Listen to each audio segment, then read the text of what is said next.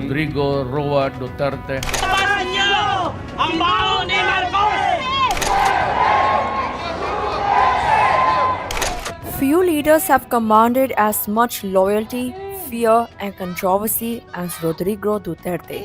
From his brutal war on drugs to his shocking arrest of critics, his presidency was defined by iron-fisted rule. But now, the once untouchable Philippine strongman is behind bars. How did he get here? Let's break it down.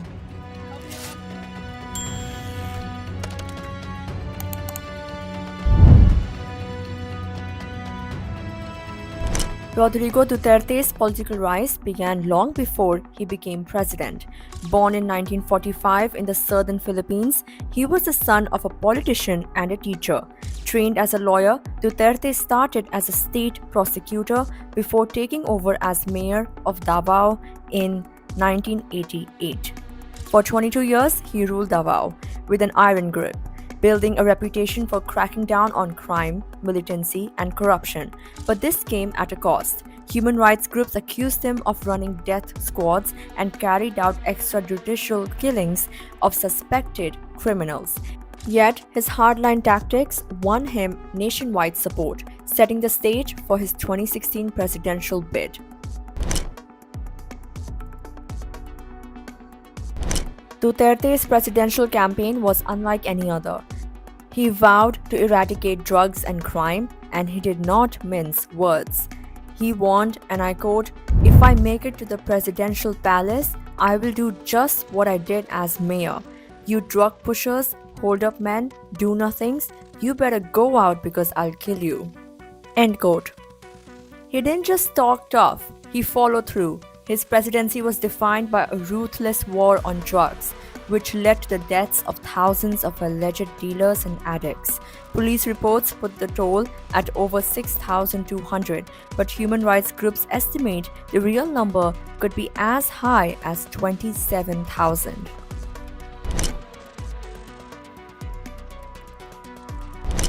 His shoot-to-kill approach turned the Philippines into a battleground. Entire communities lived in fear as police conducted midnight raids and masked gunmen assassinated suspected users in the streets. One of the most shocking cases was that of 17-year-old Kian de los Santos, whose death at the hands of police sparked outrage. The officers involved were convicted, but Duterte stood by his brutal campaign, famously declaring, and I quote, "I will never apologize for the deaths." End quote. Despite international condemnation, many Filipinos supported him.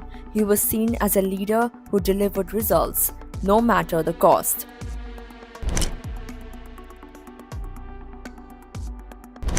Beyond the drug war, Duterte was infamous for his inflammatory remarks. He even abused former US President Barack Obama, likened his drug war to the Holocaust, and even admitted to personally killing criminals as mayor. His foreign policy was equally erratic. He promised to stand up to China over maritime disputes but later cozied up to Beijing and Moscow, distancing the Philippines from its longtime ally, the US. At home, his critics suffered. Journalists, opposition figures, and even a sitting senator, Leila de Lima, were jailed under dubious charges. Nobel Prize-winning journalist Maria Ressa faced repeated legal battles. His own son was accused of drug smuggling, yet Duterte claimed he would kill his own children if they were guilty. Duterte's leadership was tested when COVID-19 hit. His government imposed one of the world's strictest lockdowns, but the economy tanked and the healthcare system struggled. For the first time, his approval ratings took a dip. By 2022, he stepped away from politics, citing overwhelming sentiment that he should retire. His daughter, Sara Duterte, became vice president, but their alliance with President Ferdinand Marcos Jr. quickly fell apart. In early 2025, Sara was impeached over corruption allegations, leading to a deeper political rift.